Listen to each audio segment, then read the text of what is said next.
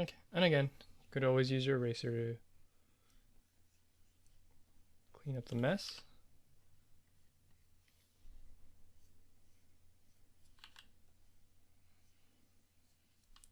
But I'd rather have a sketchy ellipse like this versus one that's kind of just drawn with heavy lines and they're pointy at the ends.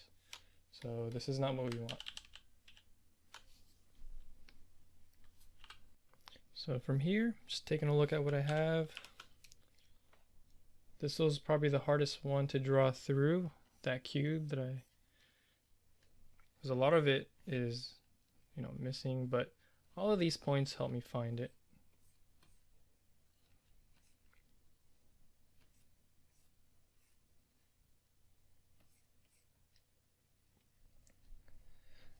Now from there, I could also see that this cone is hanging off the edge. Since I've, have that, drawn through with the cube. Trying to find the degree of the ellipse.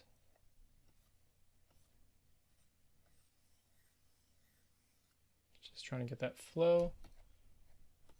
Just like we did from the previous chapter, trying to find that center.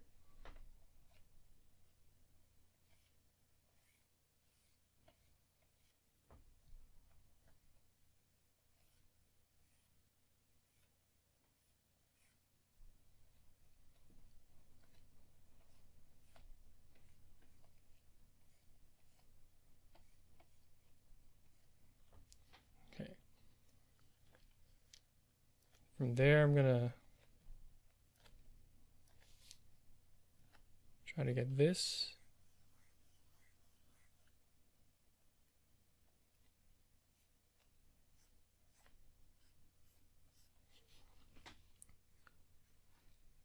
So there are ellipse tools in Photoshop that you can use, but for now, it's better to just try to get everything freehand. We're just trying to build our dexterity, penmanship, or pencil, to try to get these forms to read.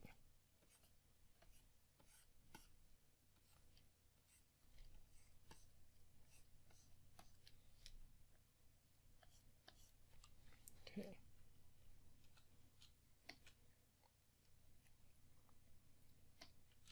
I'm actually going to merge these layers down, so it's just one.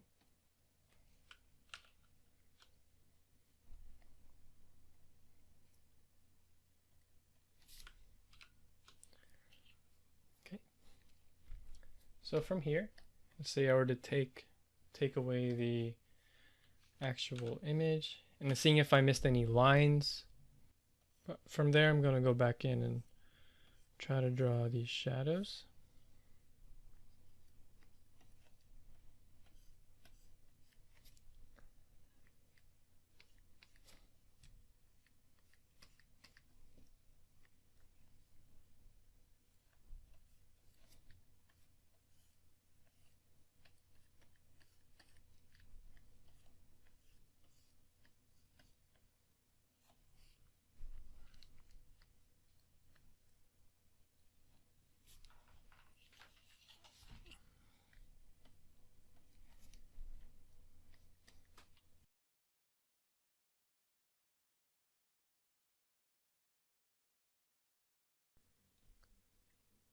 For this next section, I've gone ahead and sped up the video because the last thing I need to do before calling this finished is just go over my lines a little bit. And I've named this layer line quality. And so what I'm going for is darkening the lines that we actually see.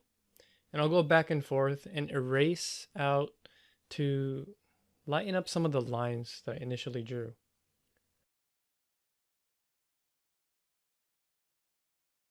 So for this assignment, I definitely want everyone to draw through.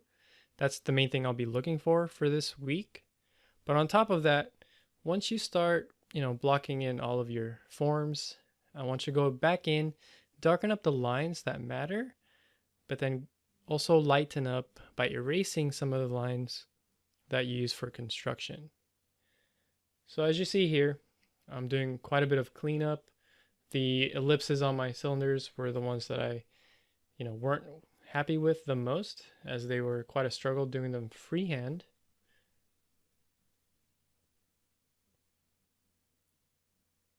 And then from there, also just kind of double checking anything I might have missed, some of the shadows that I'm drawing through, and going back and forth by lightening up some of those lines where they intersect some of the forms.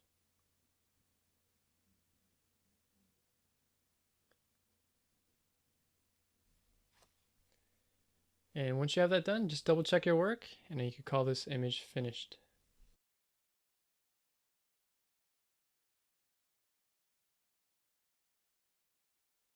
I'll be doing another demo of this, and this one's going to be sped up because, the steps are the same.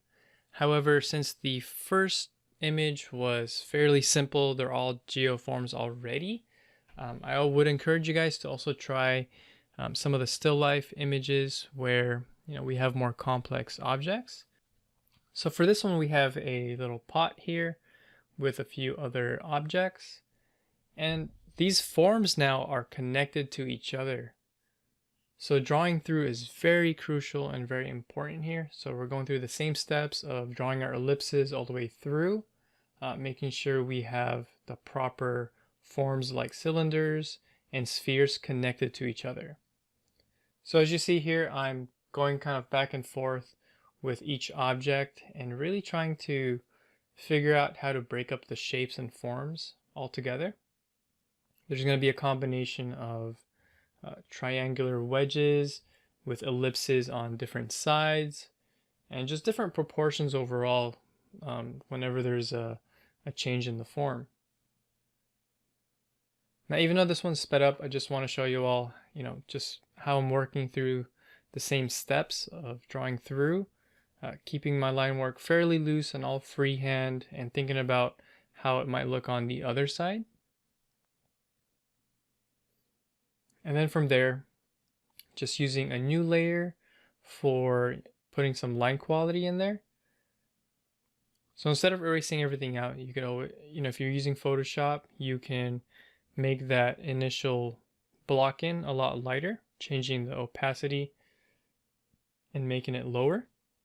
If you're doing this with pencil, you could simply put an extra sheet of tracing paper on top. One thing I would also recommend doing is, even if you're doing this traditionally, you could pull that initial photograph or image and just take it out, so that way you're just focused on the line work. Because sometimes the values or the colors from the image will be a little bit distracting, and that way this can just help you focus on line quality and then getting the solid forms down. So after you do a second image breakdown, make sure it's a little bit more challenging than the first. That way you can kind of build up your understanding and just getting used to finding those forms each time.